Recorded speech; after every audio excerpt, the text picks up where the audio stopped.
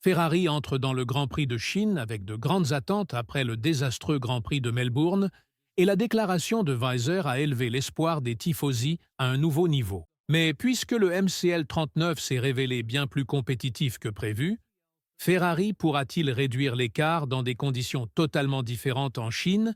et, dans l'affirmative, redonner à Maranello sa gloire? Il ne fait aucun doute que Ferrari a failli à de nombreux égards à Melbourne, en particulier à cause d'une tactique compromise et d'une stratégie défaillante de l'équipe. Mais celle-ci ne va pas s'attarder sur ses erreurs et se concentre sur l'amélioration et la courbe d'apprentissage. La plus grande force de Ferrari réside dans sa capacité à continuer de progresser et d'apprendre. Et bien que cela n'ait pas toujours prouvé son efficacité, ce n'est pas nécessairement négatif pour l'équipe, d'autant plus que la déclaration de Visser a encouragé les fans de Ferrari en affirmant que de grandes performances sont encore à venir avec la SF25 dès le Grand Prix de Shanghai. Le directeur de l'équipe Ferrari a déclaré qu'en Australie, on n'avait pas vu le véritable Ferrari et qu'en Chine, ils repartiront de zéro, ce qui constitue un stimulant pour l'espoir de tous les fans, ingénieurs et pilotes. Ce n'est toutefois pas la première fois que ce message est entendu au sein du groupe, puisque les commentaires tournent autour du fait que, tant qu'on ne voit pas sur la piste une voiture compétitive et un duo capable de se battre pour remporter des courses, tout le reste n'a aucun sens d'être divulgué ou discuté. Quel aspect Ferrari doit-elle améliorer pour la course de Shanghai? Le problème principal est probablement la dégradation des pneus, car ils ont été massivement négligés par rapport à Red Bull, McLaren et même Mercedes. Les problèmes de Ferrari ont commencé par un manque d'adhérence et une utilisation excessive des pneus, ce qui a empêché de passer en mode boost et de parcourir de grandes distances après le processus de qualification désastreux, raison pour laquelle Hamilton a passé tant derrière Albon et n'a finalement pas réussi à le dépasser, et après que l'air a déclaré que l'équipe était bien en deçà des attentes dimanche par rapport aux projections initiales, il est peut-être temps de tirer la sonnette d'alarme. Le processus d'adaptation de Ferrari doit également être examiné en profondeur, car ils ont eu du mal à s'ajuster aux conditions changeantes à Melbourne, et heureusement pour eux, cela ne se reproduira pas en Chine. Mais même par temps clair et sans prévision de pluie, un autre aspect doit être entièrement revu, la communication entre le pilote et l'ingénieur de course, ainsi qu'entre le mur des stands, car dans une séquence d'événements très inhabituels, Hamilton a été informé que la pluie ne s'intensifierait pas tandis qu'un autre membre de l'équipe recevait l'information qu'une pluie de classe 3 était en approche et durerait 2 tours. Et malgré ces informations contradictoires, l'équipe n'a pas divisé sa stratégie et a décidé de rester sur la piste avec les deux pilotes. Une erreur qui ne peut se reproduire si elle veut se maintenir au sommet. Ces facteurs expliquent pourquoi les déclarations de Visser sont prises au sérieux par les fans de Formule 1. Et il est tout à fait compréhensible de douter des affirmations de Ferrari, puisqu'ils n'ont pas réussi à résoudre leurs problèmes depuis très longtemps. Maintenant qu'ils débutent la saison 2025 en tant que favoris, aux côtés de McLaren qui s'est qualifié en 7e et 8e position et a terminé la course en 8e et 10e position, alors qu'ils avaient une nette opportunité d'obtenir au moins un podium, cela doit être immédiatement corrigé.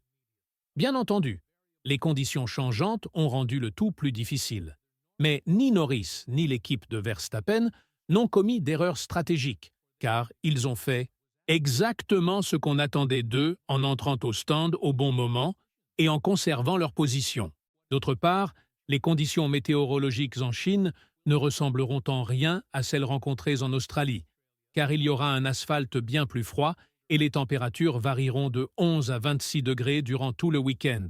sans qu'aucune pluie ne soit prévue pour le moment, le temps étant décrit comme principalement ensoleillé avec des nuages couvrant le ciel dimanche, et cela devrait être l'objectif principal de Ferrari. Prouver que le climat en Australie les a déstabilisés et HC20 qu'ils peuvent revenir plus forts que jamais. Tant que des améliorations ne sont pas constatées sur la piste, tout le reste n'est que spéculation et paroles en l'air.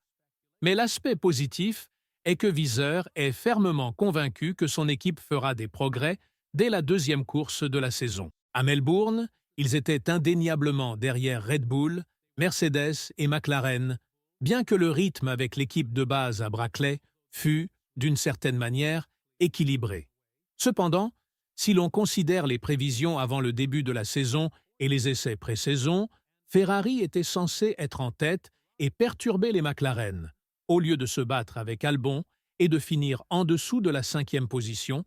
et que cela nous plaise ou non, Ferrari se trouve en position défavorable en Chine, car ils ne poursuivent pas seulement McLaren, mais aussi Red Bull. Le Grand Prix de Melbourne a également noté que l'ordre actuel était complexe, mais qu'une analyse serait faite qu'il ne s'agissait que de la première course de la saison, et bien qu'elle n'ait pas été celle à laquelle on s'attendait, il faut se remotiver à Shanghai et se remettre d'un premier week-end décevant, puisque le rythme de McLaren était incroyable, voire supérieur à celui de samedi, par exemple. Et bien qu'il soit à la traîne, ce n'est que la première des 24 courses, et il y en aura beaucoup d'autres,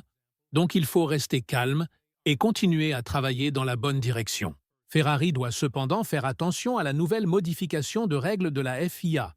car la flexibilité de l'aileron arrière est à nouveau sous le contrôle de l'organe de régulation,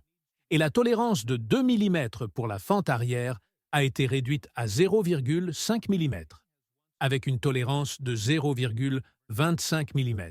à appliquer en Chine en raison du court délai de notification de la règle. À partir de Suzuka, il n'y aura plus de tolérance, et si la fente arrière s'ouvre de plus de 0,5 mm, une disqualification menace les voitures concernées, ce qui est source d'inquiétude pour Ferrari, puisque,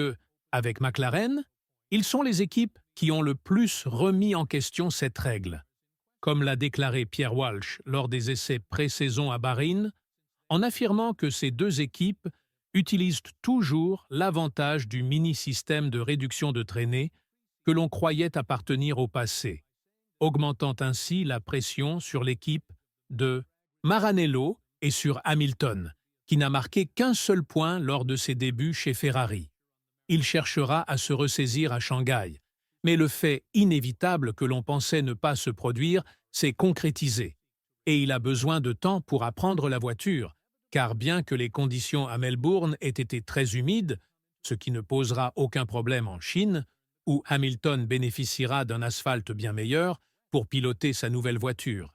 Il pourrait s'agir d'une autre course gâchée s'il ne parvient pas, lui et l'air, à partir de la première rangée, ou à s'en approcher. C'est pourquoi le septuple champion du monde souhaiterait apporter des modifications au réglage de la voiture et se concentrer sur ce qui importe réellement, à savoir la connaissance de la voiture et l'optimisation des outils disponibles. En évoquant les changements qu'il souhaiterait apporter à la SF25 lors des prochaines courses, Hamilton a exprimé son mécontentement quant au réglage de la voiture dans différentes parties du circuit et a souligné qu'un changement dans la communication devait intervenir le plus rapidement possible, puisqu'il est vrai qu'il ne fait que commencer à connaître Hadar Mmi. Et bien que Charles Leclerc ait surpassé des pilotes tels que Vettel et Sainz, il pourrait rencontrer des difficultés lorsqu'il s'agit de Hamilton,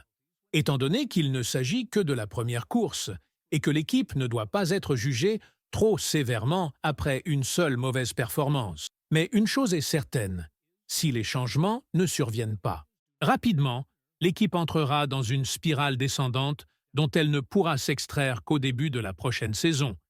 Et si la situation ne s'améliore pas rapidement, Hamilton pourrait devoir attendre que les nouvelles réglementations entrent en vigueur pour remporter son 8e championnat. Et la première tentative d'un arc de rédemption sera présentée à l'équipe de Maranello à Shanghai. Compte tenu de tout cela,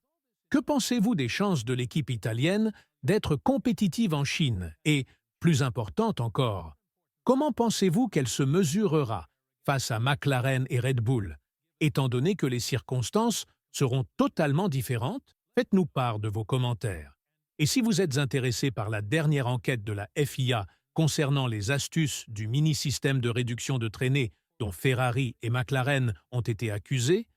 regardez la vidéo qui apparaît dès maintenant sur votre écran.